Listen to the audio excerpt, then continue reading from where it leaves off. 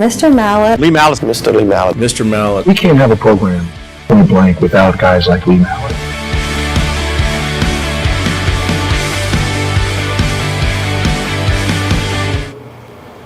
Hello, Lee Mallett for Louisiana Politics and News. Today we have a special guest, Mr. Rouse, who is the president of McNeese. He just got that job not too long ago. He wants to come on, and if you have any questions, we've been advertising he's going to be here. If there's any questions you want to ask him about what's going on at McNeese, now would be the time to send it in, and he'll be glad to respond. Wade, why don't you go ahead and tell us coming back to McNeese, what does that mean to you? This is home. Such a special feeling. It's where I got my start. I was here as an undergraduate student. Spent 3 years sort of living and learning on that campus. Got very. They fired a football coach. I tell the story over and over, so I was going to quit and go work offshore. That's what we do in Bayou Lafourche. And football coach basically said, you can quit football. You're not real good, but if you ever hear you say you're going to quit school again, I'm going to whip your tail. And they kind of kept me moving in the education ring. And then that led me to the marine transportation business. Got lucky, sold a company. We get my doctorate later in life in Chicago. Spent a decade in Chicago finishing the doctorate, working in the Federal Reserve. Entered higher education full time. Spent another 6 or 7 years out in Arizona, and had the chance to come home and try to be a part of making a difference in the great state of Louisiana, the state that we love, and got back right in time to meet the hurricanes head on. So been sort of in this hurricane rebuild since we got back home. So just a special honor to be back to lead the institution that truly gave me my start, and passionate about to make sure that we can sort of change the trajectory. We've been on a little bit of a slide here for the last decade or so, but I'm convinced that it's fixable, and we're starting to initiate some of the steps to do exactly that. I've known you since you got here for the last year or two. I don't think many people know that where do you presently live? I live in the dorm, Burton Hall, 1603 Burton Hall, and my wife's in the dorm with me, and some people think that's a little strange. For me, part of taking our university back to where it was is really investing in student engagement. It's hard to stress student engagement if you're living off a campus. I have a beautiful home in Big Lake, but I haven't been home. I think Angela said this morning it's been 10 nights since I've made it home. She goes home about every 3 or 4 days to wash our clothes. We don't have a washer and a dryer in there, but she'll come back and sleep in the hotel. But I mean in the dorm. But just like a hotel. We think it's important. We think it's important that we wake up in the morning, walk that campus before dark. Last night, it was late in the middle of the night. We were walking that campus in the middle of the campus. I'm a little anal, making sure that everybody's safe. We had a couple of folks kind of wandering campus. I basically asked them what they're doing, and I think it should be very, very 100% safe that our students feel they can leave a dorm in the middle of the night. And I think by us living there, we provide an extra layer of safety for our students. That's what I was going to ask you. What's been the response of the students for the president to actually be living in the dorms? I mean, that's got to be like a shocker to everybody. I'm sure everybody watching is going, it's unbelievable the president's actually living on the dorm with the students. But the question is, what's been the response? Yeah, so the public response has been overwhelming. Parents have been overwhelmingly supportive. We had that first day move in. I walked in the dorm, and it was a Sunday, and Angela had run home to wash some clothes. She calls me. I'm back at the dorm. I need some help unloading the car. I get there, and I'm trying to just get in the office and move back. I got 2 suitcases. I'm dragging them in the dorm, and I hear someone say, "Oh my gosh, it's real!" And it was 6 mothers and 10 students that were there, and she had driven her daughter from California in a Jeep, and they had arrived on campus, and she was just blown away. She said she was following us on social media. She didn't think we really lived in the dorm. But anyway, when she left and got ready to pack up and go back to California, you can imagine how emotional that was, leaving her daughter.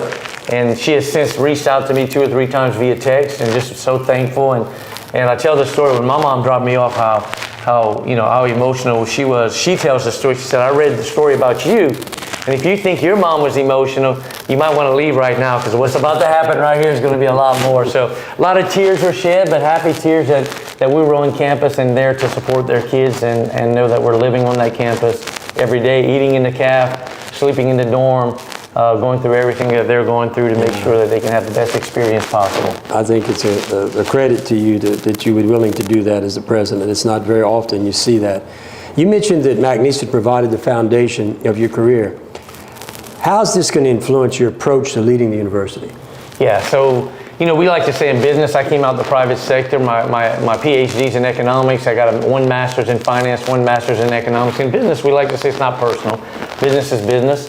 And, you know, we're going to make the decisions that are best for the institution. In this case, it is a little personal to me. So I've got to really, you know, I probably push a little harder than I could at sometimes, than I should at sometimes. Because it is so personal. I believe we can be great. I can remember the McNeese of the 80s, and to think that we can't get back to there is just, it's just, you know, the old statement, you know, the only thing we have to fear is fear itself, is because we just got to start believing that we can get there. I absolutely think that, I'm going to knock on this wood here, that over the last 90 days, we've put some processes in place and maybe pushed some people a little bit too hard and created a couple of enemies here and there, but I think for the first time, in 9 years, we're going to see an increase in enrollment. Now, I'm knocking on woods because it's, you know, we got to wait to the 14th day from yesterday. But if we do get it, I think you'll have more and more people understand that while we're pushing so hard, it is personal, but not only it's personal, it's possible. And people are starting to buy in. And, you know, we've got metrics at every level of the organization now that we didn't have before. So those that are really doing their job, they love metrics, right? Yeah. Metrics are there to be celebrated. Some that maybe been hiding underneath the oak tree for the last 20 years, they're not so much on metrics. But we're going to do what's right for this institution. Given where we are located in the hottest economy in this state, there's no reason we shouldn't be the hottest university in this state in terms of a regional institution. So that's our goal. Our goal is to take the economic impact from about 618 million to the region. We want to be at 700 million, and it's measurable. And we understand that lifts, you know, all a rising tide lifts all boats, and will create a better living standard for everybody in the 5-parish area. And that's ultimately our goal. I mean, we should be there to develop the future workforce. If we do that, we'll attract industry into the 5-parish area. That will raise GDP per capita. And as a result of that, we end up with a better living standard for everyone in the 5-parish area. So we're laser focused on metrics and things that matter to improve the livelihood of the folks that live in our region. So you mentioned enrollment, student enrollment, which has been prior conversations with you has been an issue that it's been decreasing, and it's important because it's a revenue that we have to have for the university to survive in the community. What specific strategies are you planning on implementing to achieve that? Yeah, I love this question. So just to put this in perspective, I'm getting ready for a board of UL system president's retreat, and I have a slide that shows we've lost a third of our population in 12 years. We went from 9,000 students to 30,000 students. It's about $24 million of revenue in 12 years. In the last 7, we lost 2/3 of that third. So the last 7 years, we've seen a precipitous decline in enrollment. So we're laser focused on, number one, getting back and making it exciting again. If you've seen some of our social media presence, that's been intentional. You've seen some of the presence that we're putting out there in terms of television and radio and to get stuff exciting again, that's intentional. In terms of what I call a frictionless enrollment management process. In other words, getting students in as quick as, so you can recruit them, create all the excitements. We're investing in athletics to create excitement that plays a part in positive enrollment, but you can create all the excitement you want. If the enrollment management process is too cumbersome, you drive people away. We're in a fierce competition for those students. So we are in the middle of revamping all of that right now. We've implemented that in the last 90 days, and I think that will have played a positive role on enrollment growth if we get it in the next 12 days. I think we'll get it, though. I'm very optimistic. I think we'll get it. Folks, if you have any questions, send them to him. He'll be glad to answer them. We're going to get ready to take a break here, and we'll be back in about 30 seconds. Hi, my name is Barry Painter, owner of Unique Fitness, a personal training facility in Lake Charles. Unique Fitness is the place to be if you want results. We provide a variety of programs to meet your individual needs, regardless of your age or fitness level, all in a high-energy, motivating environment. With cutting-edge technology and training, we have become an industry leader in explosive power, speed, and vertical jump training. We develop superior athletes at any level or sport.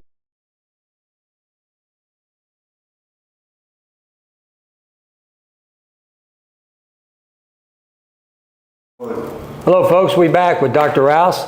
And Doc, let's talk about how do you plan to attract and retain students, particularly in the wake of the challenges McNeese has faced in recent years? Yes, I love this question. So everything we're doing in terms of strategic priorities fall into 3 buckets: recruitment, retention, and the job placement of our students. I'm rolling out metrics, or we're rolling out metrics across campus to measure those 3 things. If you're not positively, either directly or indirectly affecting recruitment, retention, or the placement of or the job placement of our students, then I want you to stop doing that task and redefine your task and work with your supervisor to do exactly that. So number 1, we're going to measure the right things to make sure we're driving behavior. Number 2, we are blessed in some sense that we have taken a big hit from the hurricanes, but if we can survive another 2 years and 3 years and get all the upgrades on our campus, we'll have a student union that'll be second to none and be first class. We can start attracting to some really nice facilities, and ultimately I argue the market dictates our success. Mm-hmm. So if we're graduating students that do not have the skills necessary to be gainfully employed upon graduation, and to have the curiosity to be pioneers in their fields, the market's going to work and they're not going to come. Yeah. So ultimately it's about action, not talk. So we've got to create excitement, we've got to have student experiences, we've got to have processes to get people on campus. All of that's part of the recruiting side. But once we're here, we've got to deliver our product to the market. Now, I argue, given the funding mix of higher education, that if we do have a market that, a product that's very marketable, kids see that. The market will work and you have more and more people. I mean, if our starting chemical engineer starts out at $82,000 and we have a 100% placement rate, if I'm in Ruston, Louisiana, and I said that for a reason, there's somebody else in Ruston, but if I'm in Ruston, Louisiana, and I think of, hey, McNeese's chemical engineers have a starting salary higher than this and 100% placement rate. If I want to be a chemical engineer, it seems like to me, I would come to Ruston, especially if we got Will Wade as our basketball coach. But that's just as a bonus. So I ultimately believe in markets, and I believe we've got to get program review, and we've got to measure it and hold ourselves accountable to where we're getting students jobs. I mean, we're in this business. Make no mistake about it. We're a regional institution. We are in the business to develop the future workforce of this region, and if we do that, it will feed on itself, and we'll get that done. Well, you mentioned hurricanes. I know we all know that McNeese sustained a lot of damage in the last hurricane. And can you kind of tell us a little bit about the present construction projects, including, I think y'all talking about a student union development that's going on? How do you see these projects enhancing the student experience and contributing to the university's growth? Yeah. So two big points there. So $200 million of damage from that hurricane. Yeah. We're about $100 million in. We're about halfway in. The second $100 million is tied up in FEMA funds. We have finally submitted a big long list that was approved by FEMA of what are going to be in that FEMA projects, and then each one of the plans on the list we're now having to submit plans for them to approve. So it's a second approval process. The student union is a $32 million building that is not part of FEMA. So that's in addition to everything else. We were self-funding that. We were building that before the hurricane hit. But if you go to our football stadium, you'll see another, $28, $30 million building going up there in the suites. The president's house, it is about a $2.5 million upgrade coming there. That's caught up in the FEMA money. It's one of the most important. It's one of the reasons I'm living in the dorms is to shine a bright light on people. Drive down Ryan Street, they look at the president's house and it looks like a haunted house. And it's hard to recruit folks when they drive down Ryan Street and see a vacated house. So at least let's change the damn roof, the roof, and paint the building to where it doesn't look that way. So we are going to do that. We have all of Sherman Fine Arts is about a $7 million upgrade. That's in the pipeline coming. We got about $2.5 million of labs. We're going to redo a lot of our labs on campus. That's in the pipeline coming. We got the Autism Center is going to move where the old police station was, right there on Ryan Center. That's a wonderful attraction to McNeese for our clinicals and folks that want to be in the mental health field, that they can get that training right there on our campus. That's going to be right there on Ryan Street. It's going to be amazing. That's caught up in the FEMA money. So a lot of projects. When the dust settles, our campus is going to look brand new. The Burton Business Center is a big blonde building right in the middle of campus. That thing was torqued so bad that we're going to redo the whole shell. It'll look like a brand new building. The red iron is going to stay up, but the bricks are all coming down. And that's about an $8 million project right in the middle of campus. So again, when the dust settles, we will have a blessing in disguise as our deferred maintenance we'll go from somewhere about 100 million down to about 20 million because the hurricane and the money that we're going to be able to get up front and fix that. Well, I was going to head those, but you already addressed it with your infrastructure improvement and your campus revitalization. How important is that to enrollment, to getting these kids when they visit the campus? I'm involved in higher education, and we hear all the time that kids visit other campuses. So the campus visit, your infrastructure needs to be pretty good if you're going to increase this enrollment. Yeah, it's so important. I mean, it's like recruiting, right? I mean, kids want to be in comfortable housing. They want to have a nice rec center. They want to have a good food court. So even if we had the best chemical engineering department in the state, which I would argue we do, but even if that wasn't up for argument, the idea is that we've got to get where the experience matters. So it's very important to have facilities in place that you can recruit to, at least be competitive, right? I think if the market is rewarding you with high job placements and high salaries for your graduates, you've at least got to be competitive in facilities. Right. So very, very important to get our facilities up to date. We're going to take another break. Y'all send your questions if you had a question for Dr. Rouse. We're going to be here a little while longer. If you got a question about McNeese, stay tuned. We'll be back in about 30 seconds.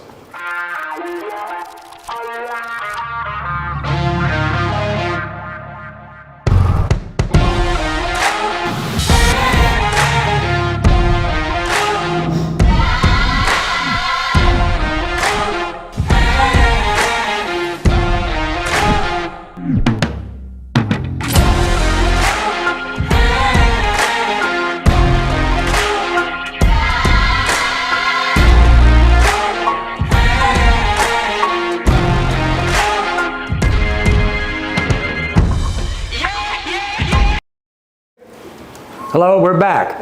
Well, Dr. Rouse, let's move to some other things that I made a list of things I wanted to talk to you about. The next thing I'd like to cover is you've made a lot of structural change within the university executive team. Explain how these changes will streamline the operations and support your goals at McNeese. Right. So a lot of people don't understand we're running a big business. In the academy, folks sometimes they don't want to just admit that. And when you were a public institution, when we were a public institution, you can maybe offer everything to everyone. But the truth is, as the funding model has changed and the vast majority of our funds come from private, basically tuition and what we can raise, we've got to act more private. So realizing that is hard, and the academy doesn't really embrace that very much. But for us to survive, we've got to act more private, which means we've got to change the structure. So we've been very, very adamant in putting in place an executive leadership team. We've got 5 folks on that executive leadership team. Everything funnels up to that. We've got a real chain of command in place and metrics at every level, just like you would have at an organization here or anywhere else, and that we can hold people accountable, and we honor the chain of command. And I think it's enormously important if we're going to get to where we need to go, because ultimately, it's not popular what I'm about to say, but it is where it's gone, whether we want to admit it or not. Unless the state starts funding us again as a public good, which I argue is not going to happen and probably shouldn't, you're going to end up with universities in their region that are being entrepreneurial and really supporting that region. So, and the economy is going to drive that. So, I mean, for us, it's chemical engineers, it's nursing, it's teachers, it's accountants, it's all the things for different parts of the region. There's different areas there. So we have got to have a structure in place that allows us to facilitate those products. And we're doing that by basically putting the structure in place, and now we're collecting data. So every graduate at McNeese in the fall is going to fill out a little card that's going to say, do you have a job or going to grad school upon graduation? Yes or no? No subjectivity there, very objective. If you have a job, what's your starting salary? Boom. And if the last one's going to say, if you have a job, is it in your field of study? From that, and we're not waiting 6 months till they graduate and you get a 6% return on that surveys that we've been doing in the alumni, which is something we do at all the universities in the state. We want that before they leave our building. And it's okay if we only have a 10% placement rate on day one. That means we've got to start improving and trying to figure out that's going to drive everything we do. But without that real data, it's hard to do. But once we have the structure in place and we collect the data in place, that's going to drive the decisions as to what programs get the investment. I could imagine the programs that have a high ROI, a high placement rate, and a high starting salary are going to grow. Yeah. And the other programs that don't will probably die. And that's a hard thing to say when for 200 years in this country, the academy has been funded as a public good, offering everything to everyone. And I think there's a case to be made for that. I would argue it is a public good, but you can't argue with the funding. And the way the funding is, we're more quasi-private than we are quasi-public, so we're gonna have to act more private. And in doing that, you have to have the right structure in place, which is why we're changing all of the structure. Well, we've had conversations, and I've had conversations with the governor, and I think to lead into what you just said, it would seem with the amount of universities we have in the state of Louisiana, because they're about 60 miles apart, which is a lot of universities, all the regionals, and you got the flagship. Getting to what you just said, and we've had these conversations, it would seem that, let's take McNeese. McNeese should be specialized in what it is that drives the economy in Southwest Louisiana. Not try to be everything to everybody. That's what the flagship should be doing. Yep, amen. And if we don't do it, what's going to happen? If you don't do it, you're gonna lose. You're gonna have some universities not being able to pay the light bills. Exactly. And it's coming sooner rather than later. Exactly. And just to echo what you said earlier, it's all data driven, right? We got regional economic models that we can disseminate the data, and we can say, okay, this industry has a big coefficient. This industry has a big coefficient. This region's, when you disseminate the economic impact, will have different coefficients on different industries than Monroe will. Yeah, that's right. And the data is going to drive what programs, the industries that are large in the area are going to ultimately drive the programs that a regional institution is going to be putting out. And that model, for instance, if we took that model, and our big deal is natural gas, and we're the hub of the world. And if McNeese became the guy that produced the best engineers that focus on that, the world would send their people to train at McNeese, which is a whole new, we're bringing people back to Louisiana. We got to get our population up, but it seems, and we've had this conversation, that if we don't take this motion or do something, it's not going to be good. There's no doubt in my mind that if we don't make some very difficult structural decisions in higher education as a whole, starting from the top all the way down, you will have some insolvency issues sooner than anybody can imagine. And, on that same vein, not everybody should be going to college. Amen. Amen. I agree with that. The trade schools and the colleges are going to have to come together. And, a lot of kids or young people start college and they figure, well, I don't want to college, but what do we do with them? Move them down to the trade school system, but keep them in Louisiana. We're losing our best talent, and it's a problem for our state.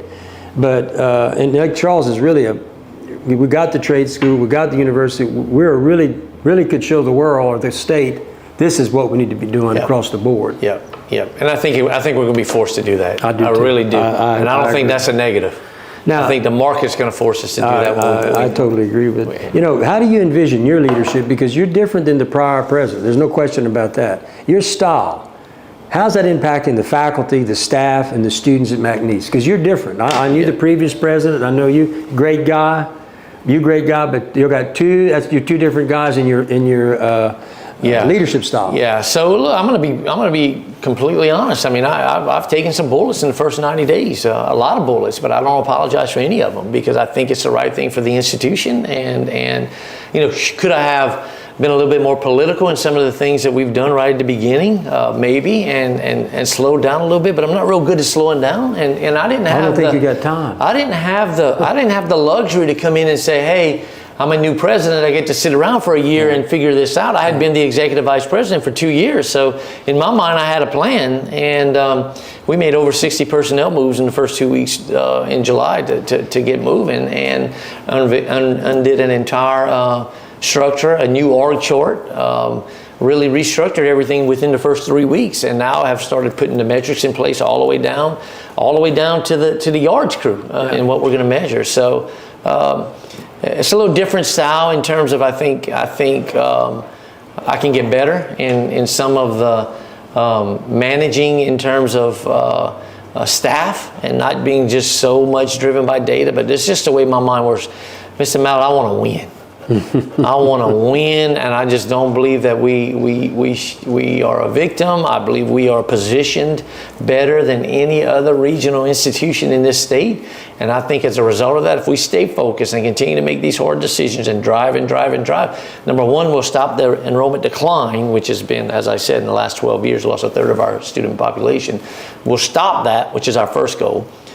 But if you look 2 or 3 years down the road, as we start putting in the programs that are having the highest ROI and streamlining other programs, I think you wake up 3 or 4 years down the road and you're up 1,000 kids. I believe that. I absolutely believe that. And look, not only our economy's hot, we've got a tremendous following, a tremendous philanthropic community that wants to be a part of McNeese. I mean, we've raised more money than any other regional institution in this state the last 3 years. And how much did you raise? Over $40 million in 36 months. That's unbelievable. It's for this community. Yeah, I mean, it is just unbelievable. And and folks are pumped up. Why is athletics so important? I get branded as an athletic president. I'm truly an old professor. What I care about is taking that student that grew up the way I grew up and has the opportunity to have a better life as I did because of an education. Right. Now, why is athletics so important? Because it creates the excitement for fundraising. It creates the excitement for the student experiences. So it's part of the marketing piece of our university. It truly is the biggest, we now track, because I'm so anal, we now track all social media impressions. Athletics drives the mass majority. Athletic drives the mass majority. So and if you look at the economic literature, there's a tremendous paper written in the Journal of Economic Perspective. I think it's called the Saban effect, or something. It's something to do with Nick Saban's effect on the University of Alabama, and it's amazing what has happened there. And I'm not saying we're anywhere in that scale, but I'm saying the effect is the same, and that's positive. Well, McNeese is known for its regional workforce development. What are your plans to strengthen the university's impact in this area? Yeah, so I think it goes back to what we said earlier, and I said a lot in that first answer, but we're going to develop programs that ultimately support our economy. And I think we're going to be forced to do that. But until we actually measure the data that we're going to start measuring at graduation to see what's the placement rate, what's the starting salary, and is it in your field of study? Once we have that data and we start publicizing, I believe the market helps us in terms of providing more students a program that's got a higher placement rate. Again, ultimately the market will drive the workforce development, because as a regional institution, that's who we are. I mean, we're not supposed to be offering everything to everyone. That is not what we're supposed to be doing. So what's your plan to engage the local businesses, the industries, in conjunction with the university in creating the skill that they're looking for? Yeah, so we are trying to put an internship program in every college. Once we define those programs that or actually have a higher placement rate, I think it's a lot easier to do. We have one in business right now. We have a co-op in engineering. We probably should have one in every sort of discipline that survives or creates ROI. Because if you get an internship program, I mean, you could take an intern, an accounting intern, and sits in the office downstairs, and you get a year to figure out, okay, is that a good fit for me? And they also get a year to figure out, is that a good fit for them? And it gets the industry involved in our curriculum, and we get feedback and can say, hey, they were a little weak on this. They didn't understand accounts payable or whatever. We get that and we build it into our curriculum. So truly having interns located throughout our business industry, to me, is a big, big part in driving a very dynamic curriculum moving forward. Well, look, y'all send in the questions. We can ready to take another break. Dr. Rouse is here. He'll answer your question. We'll see you in 30 seconds.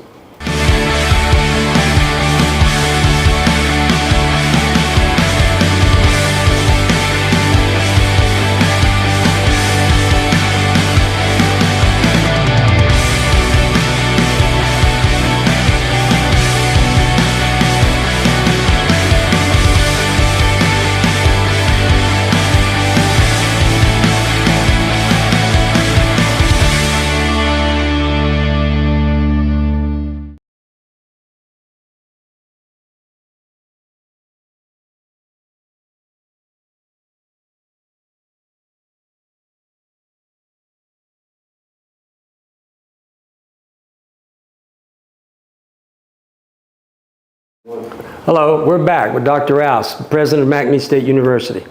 Well, Doc, let's look ahead. What's the long-term goals you have for McNeese University, and how do you plan to measure the success of these initiatives? Right, so we ultimately say that we want to increase the economic impact of our university on the 5-parish area. That's the long-term metric that matters. How we do that, I know a lot of this is redundant, but it's what I believe, and it's very narrow and intentional, is we do that by developing graduates that have the skills to be gainfully employed upon day one of graduation and the curiosity to be the pioneers in their field.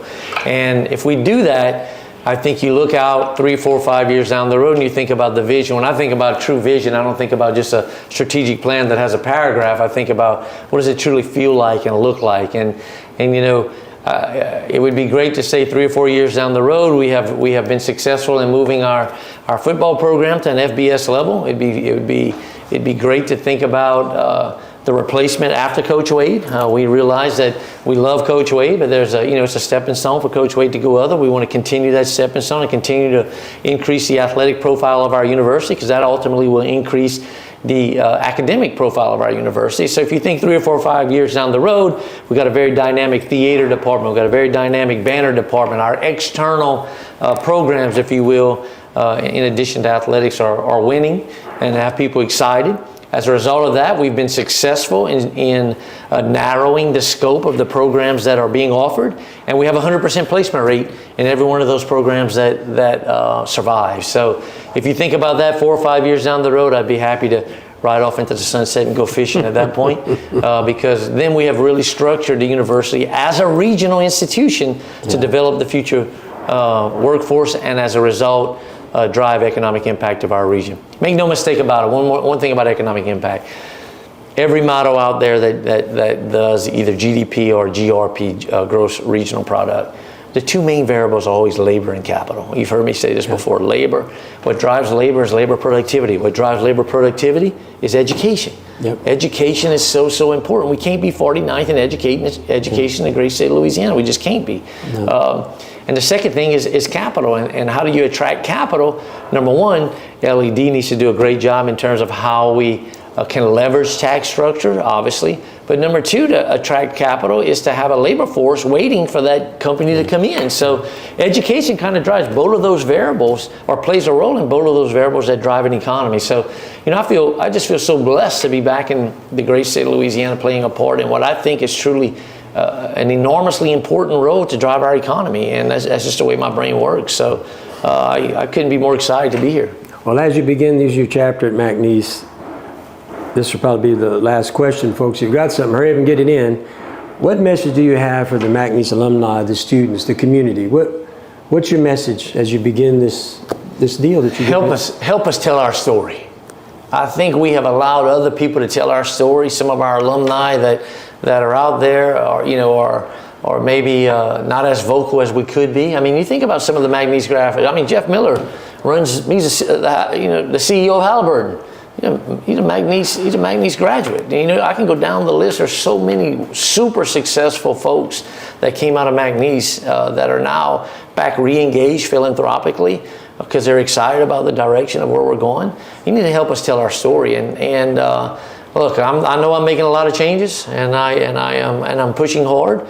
I need you to help me. I need you to help me embrace that, and help me embrace and know that I would never do anything other than what we think is in the best interest of this institution to move it forward. So help us tell our story. And how would they help you do that? Give them some help on what they need to do. So there's a lot of stuff that people are passionate about our school, and there's just a lot of misinformation, and we live in a world where somebody says something or they read it online, and the baseline is misinformation. It's just not true. I would argue that we should fact check it, or call me and let me give you the facts. That I would tell you that a lot of the stuff that we're hearing in some of our colleges today is completely false. I don't know. They kind of grow legs of their own, and it's not helping the institution. It's just truly not helping the institution. So we've been blessed.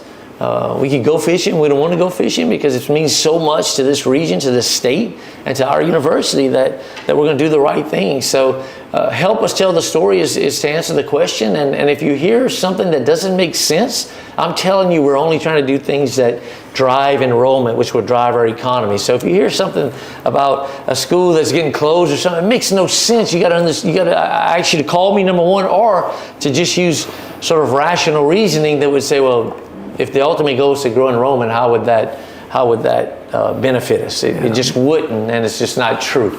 But folks, you know, we need to support our president, but he's offered something here to you, which is if you hear something, call and ask him. Don't listen to rumor and innuendo.